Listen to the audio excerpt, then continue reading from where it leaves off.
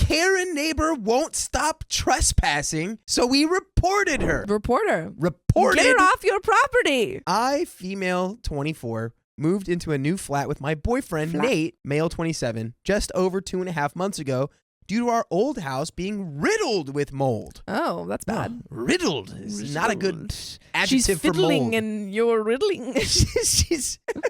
The area is so nice and quiet, and we have a lovely garden with a cozy, sheltered area and a nice size area that we're converting, so it's messy currently. By the way, this comes from Forest Gremlin 13 on the r/OKstorytime subreddit. We have such a vision to make a fairy garden with lights and a pond with tiny mushrooms everywhere, and the vision will take time. However, the walkway is clear and everything is generally okay, which is relevant. We're in an upstairs flat with a back garden, while our neighbor, Karen, female 58, has a front and a back garden. Okay. Legally, she has access through our gardens during emergencies only, so we were told before we signed our contract with the estate agent. Fair enough, I can deal with that. What emergency will there be in Wales? Too much rain? So on with the story. So about 6 weeks ago, Nate and I were home one Saturday, and Karen came strolling through our garden without a care in the world. Thankfully, I was inside, as I sometimes have the rage of a dragon. Nate said he'd asked what she was doing, and she said she had right of access through our garden. He said that was only during emergencies, and she laughed at him and disagreed and said our garden must be clear for her to be able to come through. She then left, continuing with her day, leaving our gate open. The audacity of this woman already. Later in the afternoon, I caught her coming through our garden and leaving the gate open, so I popped out of the door and politely asked her to close it and put the bolt across when she came through. She seemed shocked to see me. Weeks go by, and we noticed dropped clothing having been picked up, which is that's kind of her, but why was she in our garden? She's always in your garden. Get out of our garden, Karen. You have your own front and back garden. We say nothing and are chatty when we see Karen. I tend to sneak off and leave Nate because I cannot be doing chatting for so blooming long. We notice old grass spread on our path from a lawnmower. We have no lawn, but say nothing, as we obviously don't expect her to take the lawnmower through her house. We're decent enough people most of the time. Nate and I both ride motorbikes, and they're precious to us, along with a lot of expensive tools. And not so long ago, someone stole my plant pots, but dumped my plants. I bet it was the freaking Karen neighbor. I bet this Karen was just like, I hate your plants. They're so ugly. I just want the pots. I'm taking the plants because they're gross. We decided to get security cameras for peace of mind when we're at work. We had a suspicion Karen was snooping in our garden due to the above, but today absolutely confirmed it. And I have such glee typing that. Around 10:25 a.m., Nate decided to turn the camera through his phone app, and minutes later, what does he see? Karen in our garden! Not only is she just walking through, she's feeling our rubbish. Full on fondle-dondle. Nate called me right away, but neither of us could view the near 2-minute long clip on the app. All day, I tried to view that clip, but it wouldn't load. The suspense was worth it, trust me. Nate and I got home around 5:30 p.m. and watched the video of our neighbor feeling our rubbish. She walks into the garden through her back gate and has a good nosy round to make sure our motorbikes were out, and she continues to look around, shaking her head like a tick in disgust at what she's seeing. She turns around and looks at our recycling bins and starts to feel the rubbish inside. A good old squish. And she keeps doing this, looking around the bags and then feeling again. She takes another long, hard look in absolute repulse before leaving. Nate and I were so mad. Our privacy in our garden was being invaded. But our rubbish? I tried calling 101, which is the non-emergency helpline for the police, but the wait was very long, so I tried my estate agents, but no joy there either. I decided to go and speak to Karen to see what she was doing. Nate was listening from the window above, and I went downstairs calmly. I knocked on the door, and I had in my hand a piece of paper with my name and number as well as Nate's. The look of anxiety in her face caught red-handed. The conversation went horrendously wrong. I asked if she could clarify why she was in the garden today, and she said she was looking at her electrical box. Granted, there are tomato plants and garden tools in front of it. If she had asked, we would have moved them. I asked her then, why was she feeling our bins? And she straight out lied and said she hadn't. I asked again, and said I saw her do it as we have cameras. She admitted to just touching the bag. Just touching my butt!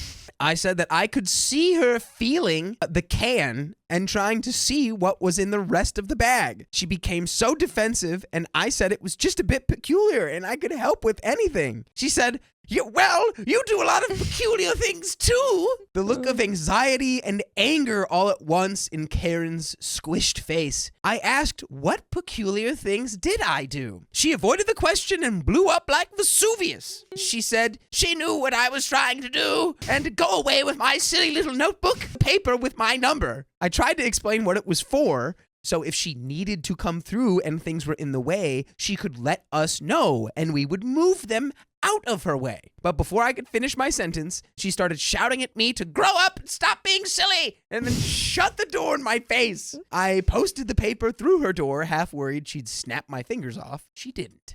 I didn't know what to do, so I spoke to an officer at 101 and explained the situation. She offered to send an officer to speak to her if we felt that she was doing it to harass us. I kindly declined and thanked the officer for the advice. I felt sending an officer round was too drastic. I kind of agree with you. Yeah, all she's doing call. is fondle-dondling. I really don't know what to do next. Every little noise, I'm on edge that it's her in our garden again. Any advice? I spoke to the estate agents this morning and explained what had happened. They, person one, seemed distant to respond to what I said, if that makes sense. They admitted that the situation was strange. I sent them the footage like they asked and waited for a call back, and nearly 6 hours later, no call back. I was sidetracked all day and was fizzing inside at the thought of Karen's little mitts in our business yesterday.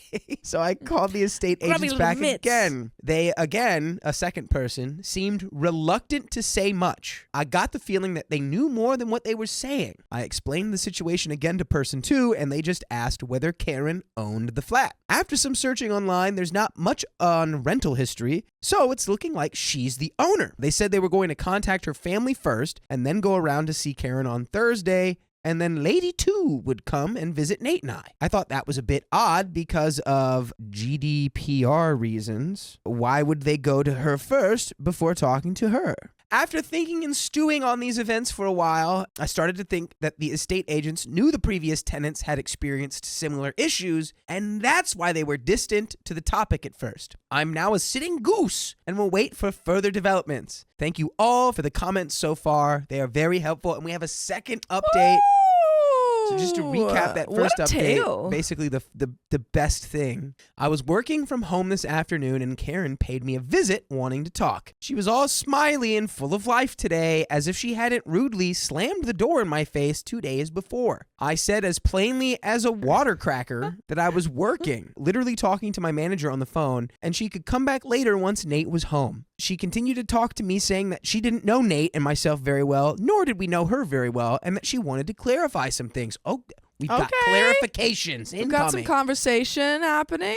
I repeated that she should come back later, and she asked why. I straight out said I didn't want to talk to her alone. She turned from smiles, sunshine, and rainbows to fairly serious then. She said she'd reported me to the council and advised I proceed further through the letting agents. I shouldn't have fueled the conversation, but I stooped did, telling her I'd already contacted the letting agents and they'd be coming to see her tomorrow, and that I'd called 101 non-emergency police for advice. Her face dropped. I wish we had a door cam too so I could replay her facial change. She didn't know what to say other than, that was fast and efficient of me, before walking away saying there was no problem here. Oh, it's so funny. She was like, okay, that was pretty efficient. I'll go. She got outgamed. You she literally won this battle, but you will not win the war. Nate said that he'll go and see Karen once he's home from work. We're concerned as what she has reported us for. All we can think of is the occasional devil's letters for balancing my mental health. I have ADHD. Or the fact that we have had a bonfire for the last 2 nights. Well, we will find out, I'm sure. Update number 3. Oh my goodness, what a tale this is. Who do you? Let's just guess. Whose side gets taken here? OP or Karen's? Because she owns the place, but also I do think that you have to give a certain amount of forewarning, at least in the U.S., forewarning to let people know when you're coming onto the property. I'm guessing that the police take OP's side. It's been a few weeks, but today's interaction has fueled me If you didn't see my previous post, it's in this feed. The last update I gave on the original post was that sauerkraut Karen from downstairs came to see me wanting to talk, but I refused until Nate was home. Anyway, she didn't come back to see us. The estate agents still haven't been to see us either, as they're looking for her family. Very sus to me. Onwards with the story. For context, we have an outdoor fire every night that it's not raining. Damn. It rains a lot here, especially this year. The rear garden does not get any direct sunlight after 5:30 p.m. due to the tall trees blocking the sun as it goes down before sunset. A few days after the last encounter with Karen, it's a dry evening. Oddly, she put her washing out at 7:30 p.m., even though there was no sun. They wouldn't dry overnight. It's also odd as she is never outside at this time of night. And this is important. We left it until 8:30 p.m. and the washing was still outside. So Nate decided to go downstairs and let the crazy lady know we would be having a fire outside at 9:30 p.m. This gave her an hour to bring her clothes in. Nate knocked on the door, but no answer. He gave it a few minutes and knocked again. I was placed by the upstairs window listening, and she opened the door and Nate politely said, "Oh, hello, just to let you know, we'll be having a fire at 9:30. She slammed the door in his face before he could even finish talking. Nate said her face became so screwed up and annoyed as soon as he said the word fire. We found the whole interaction so hilarious we couldn't help but laugh. After discussing with each other, Nate and I came to the conclusion that she'd put her washing out to stop us from having a fire. I'd been talking outside the day before about what constitutes as a statutory nuisance in regard to outdoor fires, and affecting neighbors' drying washing due to fires was in the list. Karen thought she was being clever by putting her washing out, but no, we will beat you with kindness. Since then, there's been no washing on the line after 5 p.m. A couple of weeks go by, and it brings us to today. I was leaving the flat this morning at 10 a.m. to go to Sally's. I bought hair dye yesterday from Tesco, but only one box had the cream color, so my hair is currently half neon orange and half bleached. I look my own state of crazy. As I was locking the gate to leave, I hear someone shout, "Oi!" And I turned to see Karen stood on her doorstep in her pajamas, looking like an old hen with ruffled feathers. She does not look happy. I reply with, "It's good morning, not oi," to which she shouts back, "It's oi to you." Before I could say anything back, she starts ranting about how I'd been doing something every day for the past 2 weeks, but she was shouting so much and so fast, I didn't really have any idea what she was on about. I tried to ask, but she slammed the door. Nate came running outside to see what was going on, and I explained the situation loudly, so if anyone was listening, they'd be sure to hear. Before I left, I asked Nate if he wanted anything from the shop, as I was going to find a bag of polite manners to post through her letterbox, as Karen had clearly lost hers. I'm not too sure what I've done every day for the past 2 weeks, but I look forward to finding out. We've informed the estate agents, but they probably won't do anything. I really do think that the estate agents know something about Karen they're not telling us as to why they would need to find her family before talking to her. In addition to this, the male neighbor from downstairs, who we'll call Terry, approached me after my first fire-breathing battle with Karen. Terry walked up to me as I was leaving for work in the morning and asked me what time I finish work these days. What a weird question to ask with no context. I politely said it varies on the day depending on the workload, which is true. Something else that is also true is that you can join us live on YouTube every weekday at 3 p.m. PST. Just tap our profile. Tap it. All you gotta do is tap it. My advice at this point, because now there's another guy getting into the mix here, asking about when you go to work, get all your ducks in a row and find out the exact rights that you have as a renter or a leaser, whatever you call it over there. Exactly. And then, anytime you notice that she's breaking one of those, document it. Take it to the popo. So Terry went on to say that the council were coming out about railings. I don't know why I needed to know that, but I did come home earlier than usual that day. It wasn't the council that came around to sort his railings. They had come with the police to raid my other neighbor's house after kicking the door in for the devil's lettuce. We think Karen, Terry, and a B word from number 13 had this plan with the police and didn't want either of us to know or see, or wanted us to be affected, but needed to know what time we were home. I say this because I watched from the window for nearly 2 hours the police outside. One officer went to every house and flat on the estate with a flyer or leaflet of some sort, but not ours. I mean, every house and flat and not ours. And that is straight up. End of that story. Damn, no. No, it ended with them being like story ends, the police. Yeah, story ends with like they are using the police to evict people in our place. This is a whole And plot. we have nothing else after that. That I hope they're okay. Yeah. Well, if you've got anything that they can evict you or arrest you for, get it out of there because these people are coming for you. plotting to come for you. I'm going to send this old lady to Fondle Dondle jail.